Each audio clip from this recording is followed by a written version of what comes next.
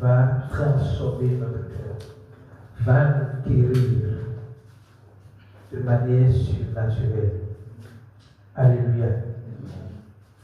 Nous sommes sur le dernier chapitre, l'amour, la motivation de nos actions. L'amour, la motivation de nos actions. Et quand on parle de l'amour dans ce contexte, nous pouvons imaginer qu'il ne s'agit pas de l'amour de l'homme, mais l'amour de Dieu. C'est vrai que quand nous prêchons, nous avons l'habitude de mettre l'accent sur ce que Dieu a déjà fait pour nous. On ne dit pas souvent ce que nous autres, sur la base de ce que Dieu a fait pour nous, nous pourrions également faire.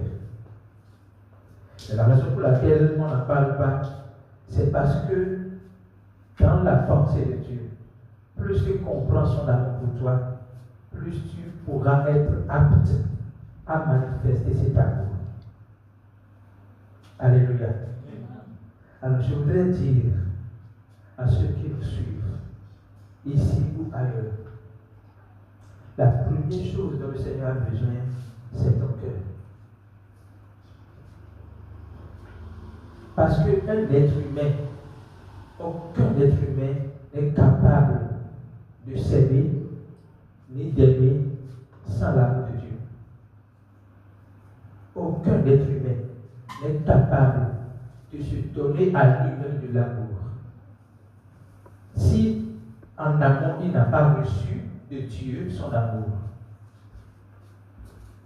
Et pendant que je méditais sur l'enseignement, le Seigneur a dit qu'il a envie que beaucoup de personnes le reçoivent aujourd'hui.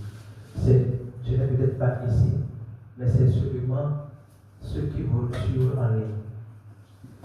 Le Seigneur m'envoie te dire, ouvre les portes de ton cœur. Jésus vient frapper la porte de ton cœur. Il veut s'unir avec toi. Il veut te donner son amour. Il veut que tu acceptes qu'il habite en toi. Il a dit, je frappe à la porte de ton cœur. Si tu ouvres, je vais entrer. Comment ouvrir à au Seigneur Jésus? Comment ouvrir son cœur à Dieu? C'est commencer par accepter son amour pour soi. L'amour de Dieu a été démontré par sa mort pour nos péchés. Jésus n'a pas dit seulement qu'il nous aime. Il a démontré qu'il nous aime à travers son sacrifice à la croix pour l'humanité. Et la première étape qu'il faudrait que nous puissions tous franchir, c'est de le recevoir dans le cœur. Alors mon frère, ma soeur, est-ce que tu es prêt? Est-ce que tu es prête pour recevoir Jésus dans ton cœur? Jésus veut habiter dans ton cœur. Jésus veut s'unir avec toi. Jésus veut que tu le reçoives dans ton cœur afin d'être métamorphosé par son amour. Parce que sans son amour, tu ne pourras pas t'aimer. Tu ne pourras pas non plus aimer quelqu'un d'autre. Le Seigneur Jésus m'envoie te dire qu'il t'aime. Et qu'il t'aime de manière inconditionnelle. Qu'il t'aime sans te juger. Qu'il t'aime sans t'accuser. Qu'il t'aime sans te condamner. Qu'il t'aime et tout ce qu'il veut de toi, c'est que tu acceptes son amour et que tu le reçois dans ton cœur. Ne sois pas comme ceux qui, dans Jean 1, verset 11, l'ont rejeté. La parole est venue chez les siens. Les siens n'ont point reçu. Ne sois pas comme ceux qui ont rejeté Jésus-Christ, mais sois de ceux qui l'ont reçu. Parce qu'il a dit à tous ceux qui l'ont reçu, à ceux qui croient en son nom, il a donné le pouvoir de devenir enfants de Dieu, lesquels ne sont pas nés ni de la chair, ni de la volonté de l'homme, mais de Dieu lui-même. Soit de ceux qui ont reçu Jésus-Christ, soit de ceux qui acceptent Jésus-Christ dans leur vie, soit de ceux qui croient que Jésus-Christ est le Christ. Et lorsque tu crois en cela, tu as reçu son amour dans ton cœur. Dans Romains 5, verset 5, je voudrais qu'on lise cela. Romains 5, verset 5. Romains 5, verset 5. Oui. Or, l'espérance ne trompe point, Amen. parce que l'amour de Dieu est répandu dans nos cœurs par le Saint-Esprit qui nous a été donné. Or, l'espérance ne trompe point, parce que l'amour de Dieu a été répandu dans nos cœurs. Dans nos cœurs? Par le Saint-Esprit. Par le Saint-Esprit qui nous a été donné. C'est l'amour de Dieu qui est répandu dans nos cœurs. Est-ce que l'homme peut aimer? Oui, l'homme peut aimer. Mais est-ce que l'homme peut aimer comme Dieu? Non. Pour que tu puisses aimer comme Dieu, il te faut recevoir dans ton cœur l'amour de Dieu par le Saint-Esprit qui t'a été donné. Comment tu reçois le Saint-Esprit?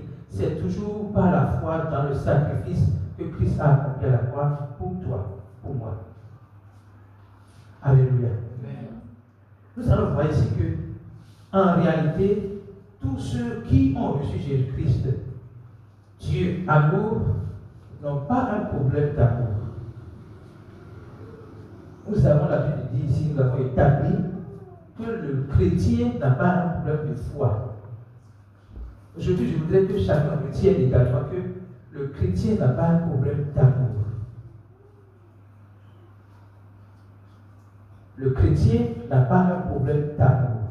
Le chrétien a un problème de la compréhension, de la connaissance de l'amour de Dieu qu'il a reçu. Le chrétien a un problème de la compréhension, de la connaissance de l'amour de Dieu qu'il a déjà reçu. Et lorsqu'il va comprendre cet amour, lorsqu'il va parvenir à la connaissance révélationnelle de cet amour, il pourra manifester cet amour. Alléluia. Le chrétien n'a pas un problème d'amour. Il a un problème de connaissance. Et ce que nous faisons ici les dimanches ne suffit pas pour que nous puissions dire que nous connaissions déjà l'amour de Dieu. Non. Nous devons continuer à la maison, chaque fois que nous aurons la Bible, à contempler cet amour. La parole fait savoir que nous tous, qui, le visage découvert, contemplons comme dans un miroir Christ, nous sommes transformés à la même image, de gloire en gloire, pas par nos efforts, mais par le Saint-Esprit. Donc, le seul effort que le chrétien doit faire, c'est quoi? C'est de contempler Christ comme dans un miroir. C'est de lire la parole de Dieu. C'est de méditer sur l'amour de Dieu pour lui. C'est de méditer sur l'amour de Dieu pour lui, la bonté de Dieu pour lui, la grâce de Dieu pour lui. C'est en méditant sur cela qu'il va se laisser transformer par le Saint-Esprit. Alléluia. Donc, nous sommes en train de voir un être humain sans amour qui reçoit l'amour de Dieu. Alors, quand tu fais de recevoir l'amour de Dieu, il y a une étape importante également que le Seigneur voudrait que nous comprenions. C'est de pouvoir se donner de l'amour. Je crois que c'est dans Galates 5, verset 14. Lisez-moi ça, s'il vous plaît. Galates 5, 14. Verset 14. Car toute la loi est accomplie dans une seule parole. Oui. Dans celle-ci, tu aimeras ton prochain comme toi-même. Toute la loi est accomplie dans une seule parole. Tu aimeras ton prochain comme toi-même. Ça veut dire que Dieu met l'accent sur quelque chose, mais puis c'est subtil. C'est s'aimer. Tu aimeras ton prochain comme toi-même. Autrement, si tu t'aimes mal, ta manière d'aimer ton prochain sera erronée. Vous comprenez ce que je dis? Si tu ne te donnes pas de l'amour, ta manière d'aimer ton prochain sera erronée. Si tu n'es pas capable de dire à toi-même, je t'aime, je te pardonne, je te bénis. Si tu n'es pas capable de dire ça à toi-même, tu ne seras pas capable de dire à l'autre, je t'aime, je te pardonne, je te bénis. Donc, le Seigneur voudrait que, lorsque nous avons reçu son amour dans nos cœurs, nous puissions être consciemment chercher à nous donner de l'amour. Mais comment se donner de l'amour? Le Seigneur l'a expliqué clairement dans Éphésiens 3, versets 14 à 18. Je voudrais qu'on dise ça, mais doucement. Éphésiens 3, 14 à 18. Oui. À cause de cela, je fléchis les genoux devant le Père, Oui. duquel tire son nom toute famille dans les cieux et sur la terre, Oui. afin qu'il vous donne, Oui. selon la richesse de sa gloire, d'être puissamment fortifié par son esprit dans l'homme intérieur. Attendez. Dieu voudrait que nous soyons fortifiés par son esprit dans notre homme intérieur. Parce que si tu n'es pas fortifié dans ton homme intérieur, tu ne pourras pas fortifier autrui. Maintenant, comment est-ce qu'on est fortifié dans son homme intérieur? Continuez le verset. En sorte que Christ habite dans vos cœurs Oui. par la foi, Oui. afin qu'étant enracinés et fondés dans l'amour, vous puissiez comprendre avec tous les saints. Attendez.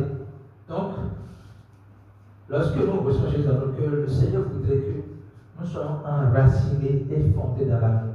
Quand on parle de l'enracinement et de la fondation de l'amour, qu'est-ce que cela veut dire pour vous? Être enraciné, fondé dans l'amour, ça veut dire quoi pour vous? Réfléchissez un peu. Ça veut dire que nous avons une fondation solide et des racines profondes sur le fait qu'il est indéniable que Dieu nous aime. Quand on dit qu'on est fondé et enraciné dans l'amour de Dieu, ça veut dire que nous avons bâti notre amour sur le roc. Jésus est le roc, ok? Et que notre conviction sur cet amour est profonde. Vous comprenez ça? Donc le Seigneur voudrait que, avant même que tu nous cherches, à commencer par aimer. Commence par t'aimer. Commence par travailler sur qui est ton appui quand tu parles d'amour. Quelle est ta source quand tu parles d'amour? Quel est ton rempart quand tu parles d'amour? De quelle puissance tu tires ta capacité d'aimer? Sois d'abord enraciné, sois d'abord fondé dans cette connaissance. Plus tu es fondé et enraciné, plus tu vas pouvoir t'aimer et mieux tu pourras aimer les autres. Est-ce que vous suivez? Continuez maintenant le verset. Vous puissiez comprendre avec tous les saints quelle est la largeur, la longueur, la profondeur et la hauteur, et connaître l'amour de Christ qui surpasse toute connaissance. Amen. Donc le Seigneur voudrait que nous explorions son amour dans les 4 dimensions. Personnellement, je n'ai pas dit que j'ai fini de le faire. Et personne dans ce monde ne peut finir de le faire tant qu'il vit encore. Plus nous grandissons en âge, mieux nous avons besoin de comprendre cela. Alléluia. Explorer l'amour de Dieu dans les 4 dimensions, dans sa largeur, dans sa longueur, dans sa hauteur, sa profondeur. On pourra jamais finir d'explorer cela. Imaginez que depuis 2000 ans, ce message existe. Est-ce qu'il y a un seul message qui dit ce message est le message plus complet sur l'amour de Dieu? Ça n'existe pas. Parce que l'amour de Dieu se révèle au quotidien et de manière différente. Alléluia. Dieu voudrait que d'abord nous-mêmes, nous soyons fondés et enracinés dans l'amour de Dieu, afin d'être capables d'aider. Alléluia. Maintenant, je veux que vous voyez une image, parce que c'est là que je viens. Un être humain sans Christ, son premier besoin, c'est de recevoir l'amour de Dieu en lui, pour être capable de s'aimer. Alors, quand tu finis de t'aimer, quand tu as l'amour de Dieu et que tu travailles au jour pour pouvoir donner de l'amour à toi-même, tu vas passer à une autre étape, celle d'aimer autrui. Vous allez voir, l'image que je vais montrer, c'est que le chrétien n'est pas la source de l'amour. Il est un canal de l'amour. Vous voyez ma main? Ici, c'est la source. Jésus-Christ, Dieu qui est amour.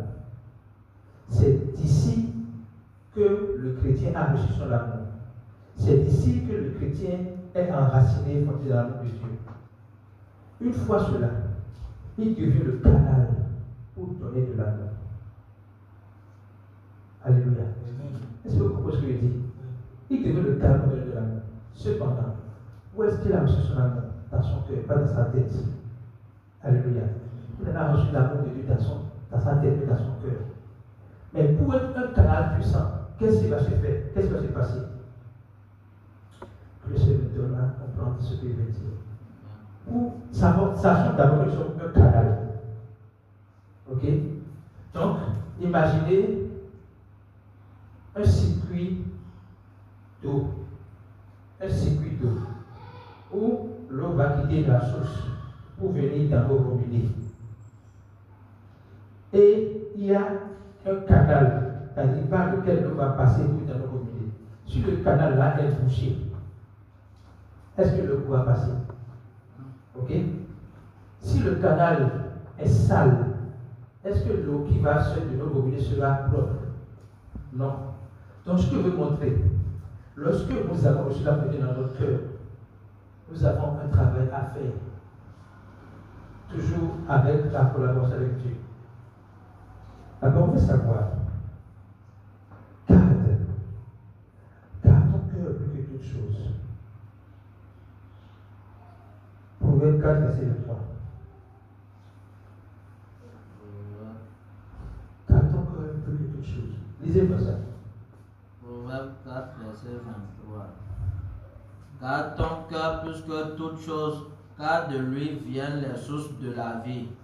Garde ton cœur plus que toute chose, car de lui viennent les sources de la vie. De lui viennent les sources de la vie. Cependant, quand on dit de lui viennent les sources de la vie, c'est dire que le cœur porte la vie. Notre cœur porte la vie. Mais il y a des choses que nous faisons qui ne reflètent pas ce cœur qui porte la vie. Alléluia. Je pense qu'avant même de creuser cela, lisons ceci. 2 Corinthiens 5, 14. 2 Corinthiens 5, 14. 2 Corinthiens 5, 14. Oui. Car l'amour de Christ nous presse, Oui. parce que nous estimons que si un seul est mort pour tous, tous donc sont morts. Ok. L'amour de Dieu nous presse. Qu'est-ce qui nous presse? Qu'est-ce qui nous motive? C'est l'amour de Dieu qui nous motive. Enfin, l'amour de Dieu est ce qui est censé nous motiver. Ok? Et il dit que pourquoi l'amour de Dieu nous motive? Parce qu'une seule personne est morte pour nous. Et nous savons que le bénéfice que nous avons par la foi dans cette seule personne qui est Jésus-Christ, nous avons envie que d'autres personnes puissent bénéficier de ça. C'est en cela qu'il nous presse. Et dans 1 Corinthiens 16, verset 14, il est dit que tout ce que nous voudrons faire, nous devions le faire à base de l'amour de Dieu. Tout ceci, c'est ce qui est censé être. Maintenant, qu'est-ce qui est réellement? Qu'est-ce qui est réellement? Est-ce que tout ce que nous faisons est vraiment basé sur l'amour de Dieu? C'est oui et c'est non. Dans le côté où c'est non là, pourquoi c'est le cas? À cause de notre cœur.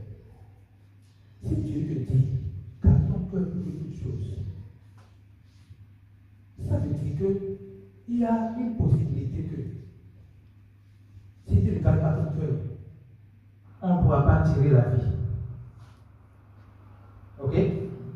Ça veut dire également que c'est toi qui as la responsabilité de garder ton cœur. Ce n'est pas Dieu qui va garder ton cœur à ta place. Est-ce que vous me suivez? Quand notre cœur n'est pas en bon état, nous ne pourrions pas manifester l'amour de Dieu. Le message ce matin, c'est à ce au niveau de notre cœur. Si ton cœur n'est pas en bon état, tu ne pourras pas manifester l'amour de Dieu. Tu ne pourras pas être un bon canal qui libère l'amour Le message que tu prêches, ce n'est pas pour vous seulement, c'est pour moi en premier. Si ton cœur n'est pas en bon état, tu ne pourras pas être le canal pour manifester l'amour de Dieu, pour sortir la vie. La source de notre amour, c'est Jésus, c'est la vie, c'est l'amour. Tu ne pourras pas sortir la vie. Le Seigneur voudrait que ce matin, nous puissions exposer nos cœurs. C'est une question de cœur de rein. Que ce matin, tu puisses te mettre nu devant le Seigneur, afin qu'il puisse guérir ton cœur de toute frustration, de toute blessure que tu aurais reçue. Parce que c'est la fondation pour que tu puisses manifester l'amour de Dieu. Garde ton cœur plus que toute chose. Le Seigneur donne ce commandement parce qu'il y a un grand risque que nous puissions laisser notre cœur aux passions de la chair. Lorsqu'il est venu dans Luc 4, verset 18, il a dit, je suis venu annoncer la bonne nouvelle aux pauvres. Je suis venu guérir les cœurs brisés. Quand ton cœur est brisé et que ton cœur brisé n'est pas guéri, tu ne pourras pas donner la main. Malgré ta bonne volonté, malgré ta connaissance que tu es un canal. Malgré la connaissance que tu es le canal pour donner de l'amour. Si ton cœur est brisé, si ton corps est blessé, tu ne pourras pas donner la main. Malgré ta bonne volonté, malgré ta connaissance. Ce matin, le Seigneur voudrait guérir nos cœurs. Il a dit, l'Esprit de Dieu m'a oint pour annoncer la bonne nouvelle aux pauvres, mais pour guérir les cœurs brisés. Dieu veut guérir nos cœurs brisés, afin que nous puissions être le canal puissant pour son amour. L'amour dont il est question ici, c'est, puisque nous sommes un avec lui, il voudrait que cette unité soit concrète au milieu de nous. Nous sommes un avec lui, au travers de son amour pour lui, pour nous. Nous avons reçu son amour, nous sommes devenus un avec lui. Et c'est la raison pour laquelle cet amour habite dans nos cœurs, c'est pour que cette unité que nous avons en lui soit contagieuse au milieu de nous. Le Seigneur prône la communion des cœurs. Mais est-ce qu'on peut parler de communion des cœurs si les cœurs sont brisés et blessés? Non. Le Seigneur voudrait, pour ceux qui le souhaitent, Dieu est déjà prêt. Exposez vos cœurs pendant que l'enseignement passe. Et laissez-le vous guérir. Laissez le Seigneur vous guérir. Laissez le Seigneur vous toucher. Il a envie de guérir vos cœurs blessés. Il a envie de guérir, de restaurer notre âme endolorie. Il a envie de nous restaurer totalement, afin que nous puissions être un canal puissant pour manifester son amour. Il a dit, ce n'est pas ce qui sort de la bouche qui souille, ce n'est pas ce qui entre dans le ventre, dans la bouche qui souille l'homme, mais c'est ce qui sort de la bouche qui souille l'homme. Et une parole fait savoir que c'est de l'abondance du cœur que la bouche s'exprime. C'est de l'abondance du cœur que la bouche s'exprime. Donc on peut, sur la base de ce que quelqu'un dit, voir son cœur. De la même manière, nous là, on peut sur la base de ce que quelqu'un dit voir son cœur. Mais Dieu peut sur la base de ce que quelqu'un ne dit pas voir son cœur. Je suppose, je vais prendre deux images. Quelqu'un qui est en colère et qui est sa colère, on voit qu'il est en colère. Maintenant, quelqu'un qui est dans sa colère, mais qui ne le montre pas. Et même quand il parle avec beaucoup de douceur et tout ça. Les hommes ne peuvent pas voir que son cœur est déjà touché. Mais ceux qui sont des cœurs et des reins verra cela. Vous comprenez ce que je dis? Donc, ce que nous devons faire ce matin, c'est traiter nos cœurs. Que nos cœurs soient exposés publiquement ou en secret. Dieu le connaît. Dieu connaît l'état de notre cœur. Dieu connaît l'état de notre cœur. Et il veut guérir nos cœurs. Ce matin, on ne pourra pas manifester l'amour de Dieu si nos cœurs sont blessés. On ne pourra pas manifester l'amour de Dieu si nous sommes détruits de l'intérieur.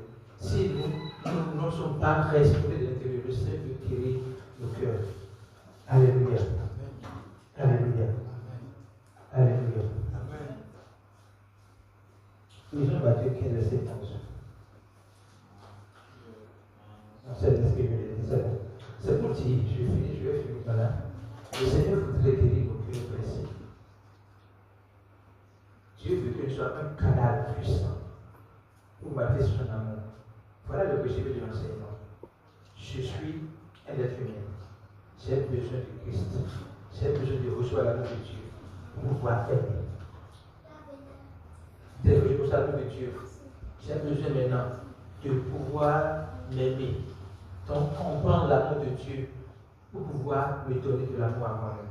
Être capable de dire, Henri, je t'aime. Henri, je te pardonne. Henri, je te bénis. Ok? Quand j'ai fini de dire ça, je suis maintenant disposé à pouvoir aimer. Donc je dois savoir que je ne suis pas la source de l'amour que je donne, mais je suis un canal de l'amour que je donne. Et ce canal passe par le cœur. Le Seigneur voudrait que nous puissions nous humilier devant lui, pour qu'il puisse guérir nos cœurs. Dieu veut guérir nos cœurs pour donner la capacité, la force de pouvoir aimer nos prochains, de pouvoir aimer nos ennemis. Si tu ne t'aimes pas, tu ne peux pas dire à quelqu'un, je t'aime. Même si tu le dis, tu serais de l'hypocrisie, tu serais de la force, du formalisme. Le Seigneur voudrait que nous puissions nous donner de l'amour et en donner à autrui. Mais il faudrait également que nos cœurs soient guéris pour être un canal puissant, pour que le canal ne soit pas bouché, que le canal ne soit pas sale. Le Seigneur voudrait guérir nos cœurs brisés. Alors je voudrais prier pour chacun de nous, à partir de moi-même. Seigneur, je te remercie pour ton message. Je te remercie pour le message que tu viens de me donner personnellement. Je te remercie pour le fait de montrer que j'ai besoin d'une guérison intérieure. J'ai besoin que mon homme intérieur soit fortifié. J'ai besoin d'être enraciné dans l'amour de Dieu. J'ai besoin d'être un canal puissant pour manifester l'amour que tu m'as déjà donné. J'ai compris ce matin que je n'ai pas besoin d'amour, mais j'ai besoin de confiance en ton amour. J'ai vraiment compris que même si je comprends sur ton amour et que mon cœur n'est pas guéri, mon cœur n'est pas restauré, je ne pourrai pas vraiment manifester cet amour. Seigneur, je viens devant toi. Je viens devant toi. Tout nu. Afin que tu guérisses mon cœur. Guéris le cœur de ceux qui m'entendent. Au travers de ta voix qui sort au travers de la mienne. Que le cœur soit guéri. Que le cœur soit guéri. Que les âmes soient restaurées. Que nous soyons métamorphosés de l'intérieur, afin d'être un nouveau-né. Un nouveau-né, pas nouvelle naissance en Christ forcément, mais un nouveau-né, un bébé qui n'a rien à voir, qui ne doit pas à quelqu'un, qui ne regarde personne, qui est en joie parce qu'il est en joie. Fais de nous des bébés, Seigneur Jésus. Fais de nous des bébés dans ta main. Tu as dit que celui qui est comme cet enfant hérite le royaume des cieux.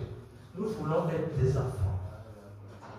Seigneur Jésus, donne la capacité d'être des enfants, d'aimer comme tu nous as aimés, de pardonner comme tu nous as pardonné. Nous étions séparés de toi, et c'est toi qui es venu vers nous. Accorde cette capacité d'aimer. Merci Jésus. Merci Jésus. Je veux qu'on se mette sur nos pieds. Commence pas à dire merci Jésus. Commence à dire merci à Dieu pour son amour pour toi. C'est une prière personnelle. Prie et dis merci à Dieu pour son amour. Son amour est immense. Sans son amour, tu ne pourras pas être appelé enfant de Dieu. Sans son amour, tu ne pourras pas être appelé héritier et co-héritier avec Christ. Sans son amour, tu ne pourras pas jouir de la grâce de Dieu. Sans son amour, tu ne pourras pas jouir de la miséricorde de Dieu, ni de son pardon. Seigneur, je te dis merci. Merci infiniment pour ton amour pour moi. Merci pour ton amour que tu m'as donné. Merci pour ton amour que tu m'as donné de manière gratuite. Tu me l'as donné gratuitement. Je ne l'ai pas mérité, mais tu me l'as donné. Merci pour cet amour qui m'a transformé. Cet amour qui a fait de moi enfant de Dieu. Cet amour qui a fait de moi héritier avec Christ. Cet amour qui a fait de moi un pardonné, un saint, un justifié. Merci Jésus pour ton amour. Je te rends grâce parce que tu m'as permis d'accepter ton amour. Tu m'as permis de comprendre de jour en jour combien ton amour est immense, combien ton amour est large, combien ton amour est long, combien ton amour est haut, combien ton amour est profond. Merci Jésus de continuer à m'aider, à grandir dans la connaissance de cet amour. Je veux grandir dans la connaissance de cet amour. Tu nous as révélé ce matin que nous n'avons pas un problème d'amour. Nous qui avons reçu l'amour dans nos cœurs, nous n'avons pas besoin d'amour, nous avons besoin de compréhension, de connaissance de l'amour que tu nous as déjà donné. Apprends-nous, aide-nous à connaître ton amour, aide-nous à avoir la soif de connaître ton amour, à nous laisser transformer par le Saint-Esprit que tu nous as donné. Merci Jésus pour ton amour. Je te rends grâce, je te célèbre pour ton amour, je te célèbre pour ta bonté, je te célèbre pour ta grâce. Que ton nom soit magnifié, glorifié, exalté dans ma vie. Que ton amour soit tangible dans ma vie. Que l'amour que tu m'as déjà donné soit visible au nom de Jésus. C'est au nom de Jésus que nous avons prié. Nous avons prié pour que le Seigneur fasse de nous un canal puissant. La raison pour laquelle le Seigneur voudrait que nous soyons un canal puissant, c'est pour que l'union que nous avons en lui soit traduit, soit manifesté dans le monde, soit manifesté dans nos familles, soit manifesté dans nos business, soit manifesté dans notre profession, soit manifesté dans nos communautés. Le Seigneur voudrait que cette union soit tangible. Il voudrait que cette union soit tangible. Et cela passe par le fait que nous soyons des canaux puissants, des canaux puissants. Si tu veux être un canal puissant, commence par demander au Seigneur de faire de ton cœur un cœur guéri, un cœur guéri, un cœur guéri, un cœur guéri. Commence à prier pour toi-même. Seigneur, je prie que tu guérisses mon cœur. Tout ce qui est dans mon cœur et qui n'honore pas à ton nom, tout ce qui est dans mon cœur et qui n'est pas enraciné dans ton amour, je les refuse maintenant au nom de Jésus. Je m'en débarrasse maintenant au nom de Jésus.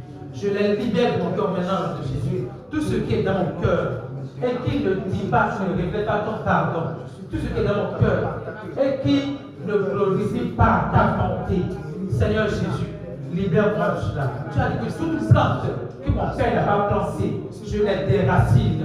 Tout ce que tu n'as pas planté en moi, tout ce qui n'est pas amour en moi, tout ce qui n'est pas pardon en moi, tout ce qui n'est pas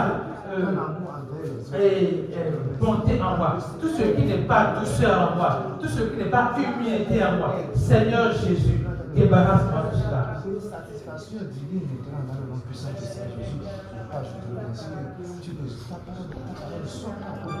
Seigneur, nous venons devant toi comme des enfants. Tu sais, quand Jésus dit, venez à moi, vous qui peinez sous le poids des fardeaux, et je vous donne le repos, ce n'est pas forcément lorsque vous avez des fardeaux dans le dos. Les blessures du cœur sont des fardeaux. Les blessures du cœur sont des fardeaux. Seigneur Jésus, nous venons à tes pieds. Nous venons nous décharger. Nous venons nous décharger. Décharger. Merci de nous décharger. Nous venons nous décharger à tes pieds. Nous venons décharger nos blessures, nos frustrations. Seigneur, décharge-nous. Nous voulons être vraiment le canal puissant, au travers duquel tu donnes de l'amour dans le monde, au travers duquel nous prêchons l'évangile aux gens, au travers duquel nous démontrons et vivons l'évangile. Nous ne voulons pas seulement prêcher ton évangile, nous voulons vivre ton évangile. Seigneur Jésus, accorde-nous cette force, accorde-nous cette capacité de pouvoir non seulement prêcher ton évangile, avec que les gens puissent être sauvés par ton amour, mais nous voulons également vivre ton évangile. Nous voulons vivre Christ. Nous voulons vivre Christ. Nous voulons vivre Christ. Nous voulons vivre Christ.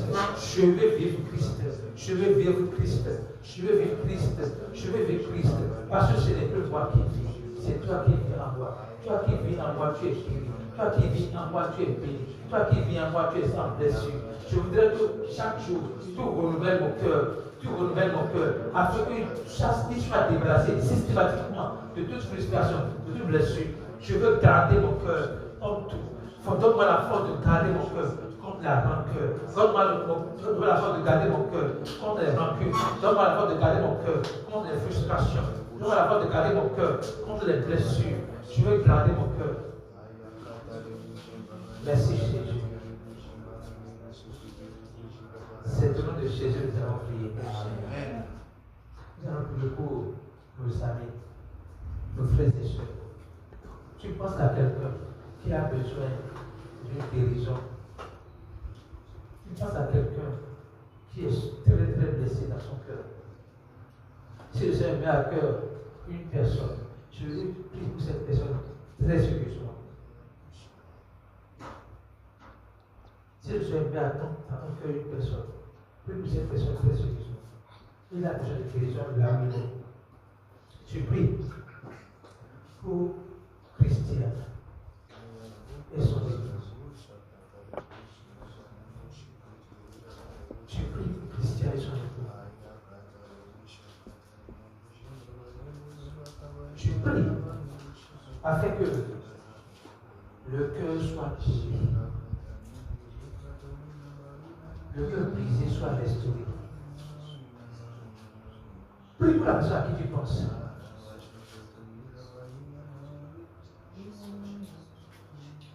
Merci Jésus parce que tu guéris maintenant le cœur. Merci parce que tu guéris le cœur. Merci parce que tu guéris le cœur. Le cœur est guéri. Le cœur est débarrassé de tout ce qui ne veut pas ton âme. De la rancœur, de la vengeance, de la douleur. Le cœur est débarrassé. Il y a une paix profonde qui règne dans le cœur à l'instant. Il y a une paix profonde qui règne dans le cœur à l'instant. Il y a une paix profonde qui règne dans le cœur à l'instant. Merci Jésus. Merci Jésus. Merci Jésus. C'est au nom de Jésus que nous avons prié. Amen. Merci Jésus parce que tu l'as fait.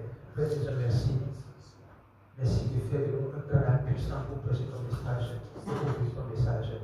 Nous comptons sur toi, nous dépendons de toi.